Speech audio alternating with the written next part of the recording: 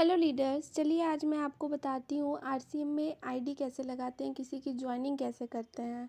तो सबसे पहले तो आपको आरसीएम बिजनेस ऐप आपके फ़ोन में रहना चाहिए। इसी के थ्रू हम आईडी लगाते हैं। तो चलिए अपने आरसीएम बिजनेस ऐप को ओपन कर लेते हैं। अब कुछ इस तरीके का इंटरफेस खुल जाएगा। तो आपको सिंपली जा कर के 3 लाइन पे क्लिक करना है। 3 लाइन पे जाओगे तो देख सकते हो यहाँ पे आपकी फ़ोटो और आपकी आईडी का नाम लिखा रहेगा। जो भी आपका नाम रहेगा वो नाम लिखा रहेगा। तो ये तो हुआ आपका। अगर आपको किसी की ज्वाइनिंग लगानी है तो आपको क्या करना पड़ेगा, तो आपको सिंपली जाना है यहाँ पे e KYC application for new AB, इस पर क्लिक करना होगा। अब यहाँ पे आपको अपना स्टेट सेलेक्ट करना होगा, आपका जो भी स्टेट है। मेरा स्टेट उत्तर प्रदेश है तो मैं उसको क्लिक कर लूँगी और यहाँ पे गो पे चले जाना है आपको। थोड़ा सा लोडिंग लेगा।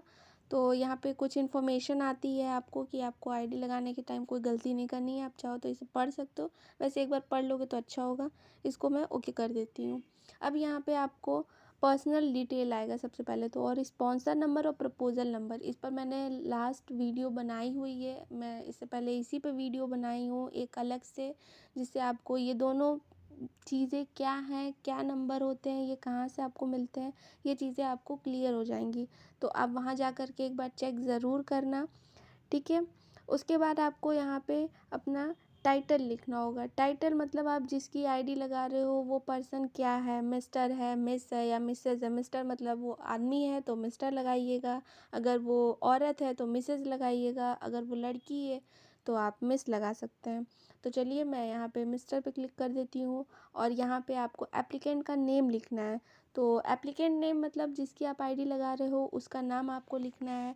तो मैं यहाँ पे चलिए नाम लिख देती हूँ, रोहन लिख देती हूँ, ठीक है। जस्ट मैं आपको ऐसे ही डेमो दे रही हूँ, मैं किसी का भी रियल आईडी लगा नहीं रही हूँ, ठीक है। तो मैं यहाँ पे रोहन लिख दी। और ये क्या है, जेंडर में आपको सेलेक्ट करना होगा, मेल फीमेल या ट्रांसजेंडर।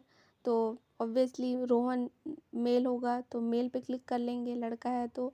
और मैरिटल स्टेटस पे आपको अनमैरिड, मैरिड, विडो या विडोअर या डिवोर्स आपको इसमें से सेलेक्ट करना होगा। मैरिड है तो मैरिड, शादीशुदा है तो मैरिड पे, शादीशुदा नहीं है तो अनमैरिड। और अगर उसकी हस्बैंड या वाइफ की डेथ हो चुकी है तो आपको ये थर्ड वाला ऑप्शन सेलेक्ट करना होगा। और अगर उनका डिवोर्स हो चुका है तो आपको डाइवोर्स पे सेलेक्ट करना होगा। तो यहाँ तक आपको समझ में आ गया।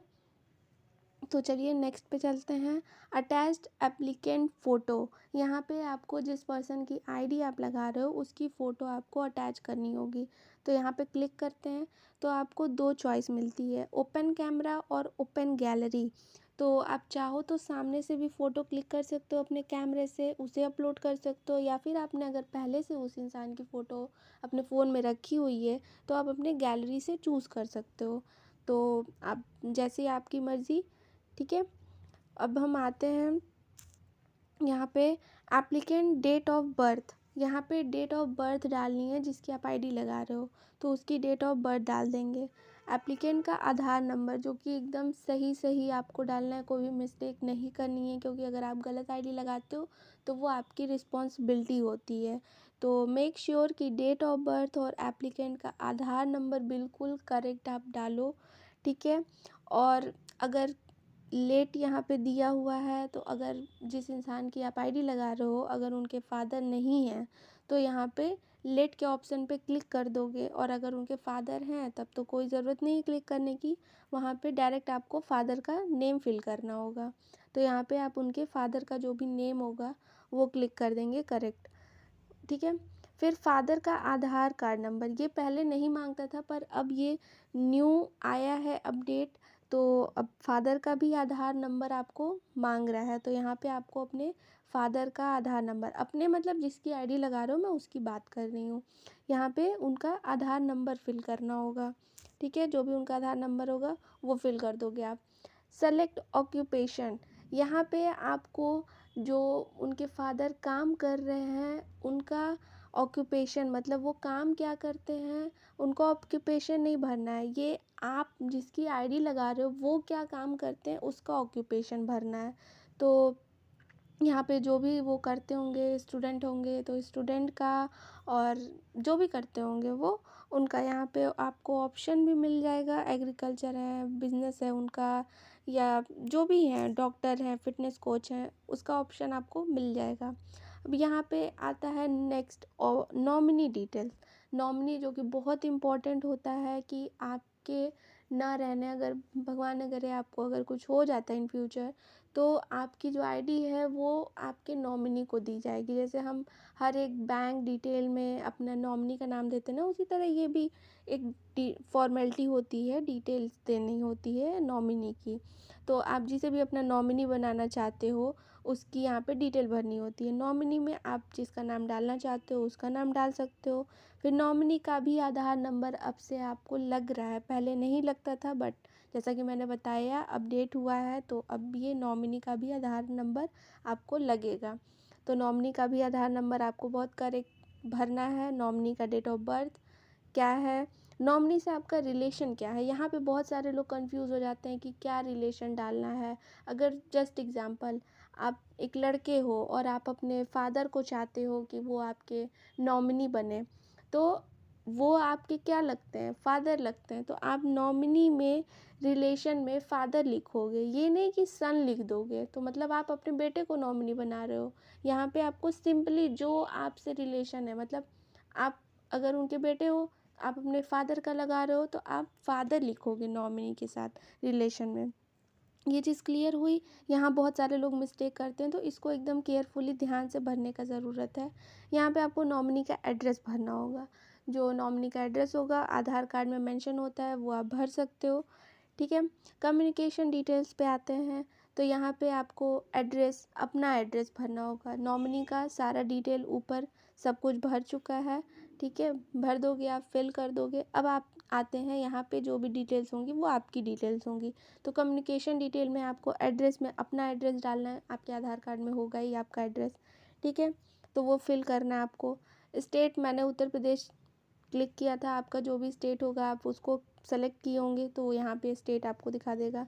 डिस्ट्रिक्ट मतलब ज़िला, जो भी आपका ज़िला है वो यहाँ पे आपको भरना होगा। तहसील, ये भी आपको मेंशन कर किया रहता है आपके आधार कार्ड में, या फिर आपके घर में जो लोग बड़े होंगे उनसे आप पूछ करके तहसील कंफर्म करके डालना। जिसका भी आप आईडी लगा रहे हो, अपने मन से कुछ भी मत डाल देना। तहसील, डिस्ट्रिक्ट, पोस्ट, ये सारी चीज़ें आपको बहुत ही केयरफुली भरनी होंगी।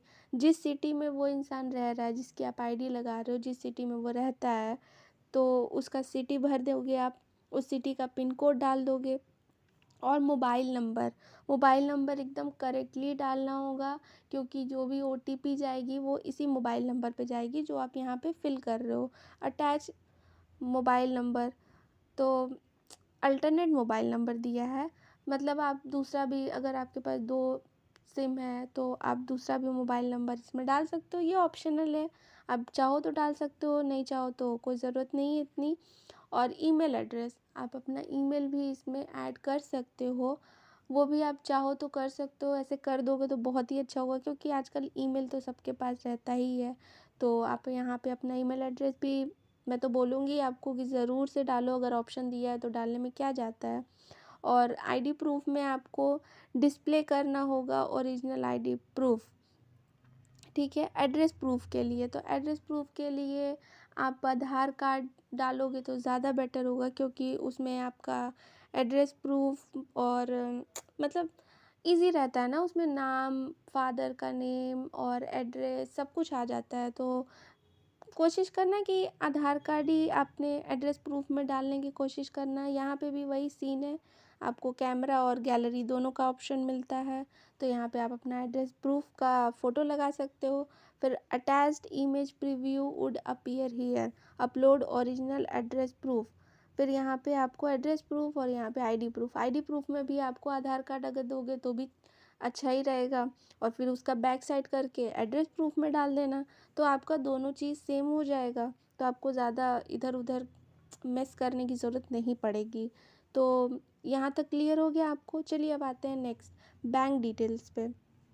बैंक डिटेल्स पे आएंगे, अपने बैंक का नाम फिल करेंगे, आपका जो भी पासबुक आप इसमें अटैच कर रहे हो, जिस पर्सन की आईडी लगा रहे हो, उस पर्सन का जहाँ पे अकाउंट है उस बैंक का नाम आपको, फिर ब्रांच, स्टेट वो कहाँ पे है वहाँ का स्टेट डालना होगा, ब्रांच का नेम डालना होगा, उसके पासबुक पे ही दिया रहता है, वहाँ से आप लेकर के ब्रांच का नेम डालना। फिर bank account number obviously passbook में दिया होगा तो वो एकदम करेक्ट, एकदम ध्यान से एक बार फिल करके उसके बाद रिपीट ज़रूर करिएगा, भूलिएगा बिल्कुल भी मत। पैन कार्ड नंबर ऑप्शनल है, आप चाहो तो डाल सकते हो, नहीं चाहो तो नहीं डाल सकते हो। बट हाँ, जब आपको इनकम आने लगेगी अच्छी खासी तो आपको पैन कार्ड की ज़रूरत ज़रूर से पड़ेगी, तो आपको बाद में अटैच करना ही पड़ेगा। तो अगर आपके पास आपके पास अगर उस पर्सन का पैन कार्ड है, अगर उस पर्सन के पास पैन कार्ड है तो आप इसी टाइम डाल सकते हो, आपके लिए भी इजी रहेगा। बाद में फिर आपको मेहनत करनी पड़ेगी उसका अटैच करने के लिए पैन कार्ड। तो मेक श्योर कि पैन कार्ड नंबर भी आप इसी टाइम फिल कर दो तो आपके लिए भी अच्छा होगा। अब यहाँ पे आपको बैंक अकाउंट प्रूफ डालना है। बैंक अकाउंट प्रूफ में क्या डालना होगा, आपको पासबुक का जो पेज होता है जहाँ पे प्रिंट दिया रहता है, बैंक अकाउंट का नंबर, बैंक अकाउंट का जो भी ब्रांच नेम होता है, IFSC कोड होता है, ये सारा प्रिंट हुआ रहता है ना, वहाँ पे आपको उसकी फ़ोटो क्लिक करनी है और यहाँ पे अपलोड करनी है। जैसे कि सारे में मैंने बताया था 2 ऑप्शन देते हैं, इसमें भी 2 ऑप्शन देगा, आप चाहो तो सामने सामने उसका क्लिक कर सकते हो या फिर गैलरी से चूज़ कर सकते हो।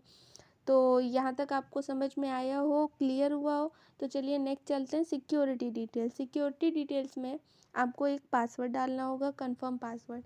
मेक श्योर कि पासवर्ड आपका 6 अंक का हो, उसमें आपका इंग्लिश का भी वर्ड हो और उसमें न्यूमेरिक वर्ड भी हो, तो ऐसा पासवर्ड आप बनाएं, ठीक है। और उस पर्सन को ज़रूर दें वो पासवर्ड ताकि वो भी अपनी आईडी को चेक कर सके। तो आपको 2 स्ट्रॉन्ग पासवर्ड एक स्ट्रॉन्ग पासवर्ड बनाने होंगे, फिर वही पासवर्ड को यहाँ रिपीट करना होगा कंफर्म पासवर्ड के लिए। हिंट क्वेश्चन में आपको यहाँ पे बहुत सारे ऑप्शंस देंगे कि what is your date, what is your birth place, favourite food etcetera, बहुत सारी चीज़ें होंगी। तो आप कोई भी चीज़ सेलेक्ट कर सकते हो और उसका जो भी आंसर होगा वो आप यहाँ पे हिंट आंसर में लिख सकते हो। वहाँ से क्वेश्चन सेलेक्ट किए और उसका आंसर जो भी आप देना चाहते हो वो हिंट आंसर में दे सकते हो। ठीक है, यहाँ तक आपका कंफर्म हो गया, सारा कुछ क्लियर हो गया जो भी मैं बताई हूँ यहाँ पे। तो ये सारी चीज़ें हो गई। अब यहाँ पे देखते हैं क्या लिखा है। Details of your self and your family member who have join RCM either active और टर्मिनेटेड बिफोर इफ़ एनी। अगर आपका RCM में कोई मेंबर पहले से ज्वाइन है या उसकी आईडी टर्मिनेट हो चुकी है या वो काम कर रहा है तो यहाँ पे आपको येस करना होगा। अगर ऐसा कोई भी नहीं है आपके फैमिली मेम्बर में जो RCM ज्वाइन किया हुआ, आप फर्स्ट पर्सन हो, तो आपको यहाँ पे नो करना है सिंपली। ठीक है, यहाँ पे ये सारी ऑप्शंस सब कुछ ख़त्म हो चुका है, सब कुछ फिल कर दिया है आपने। आई होप आपको सब कुछ समझ में आया होगा क्लियरली। अब यहाँ पे आपको टिक करना है, I have reached and agreed to following terms and condition. आपने ये सारे टर्म्स एंड कंडीशन सही सही भरे हैं तो यहाँ पे आपको क्लिक कर देना है एंड आपको नेक्स्ट पे क्लिक करना है। यहाँ पे ऐसे टिक कर दोगे तो कंटिन्यू पे क्लिक करोगे, देन उसके बाद OTP आएगी, OTP आएगी तो वो आपको OTP डालना होगा। दैट्स इट, आपको एक रेफरेंस नंबर मिल जाएगा और वही नंबर से आप जा कर के परचेज़ करोगे तो आपकी आईडी ग्रीन हो जाएगी, एक्टिवेट हो जाएगी और आपको कंपनी से एक आईडी नंबर मिल जाएगा। तो बस इसी तरीके से सिंपली आपको अपनी RCM में आईडी लगानी है। आप जिस भी पर्सन की आईडी लगाना चाहते हो इसी तरीके से लगा सकते हो, कुछ भी बहुत ज़्यादा नहीं है इसमें, मैंने सिंपली सब कुछ आपको बता दिया है। आई होप आपको ये वीडियो हेल्प की होगी तो प्लीज़ मेरे चैनल को लाइक शेयर एंड सब्सक्राइब ज़रूर करिएगा। और नेक्स्ट वीडियो में मैं आपको RCM के ऐप के बारे में फुल डिटेल दूंगी कि RCM ऐप को यूज़ कैसे करते हैं। तो जुड़े रहिएगा मेरे वीडियो के साथ और मेरे वीडियो को लाइक शेयर एंड सब्सक्राइब ज़रूर करिएगा इसी तरह की वीडियो के लिए। Thank you so much.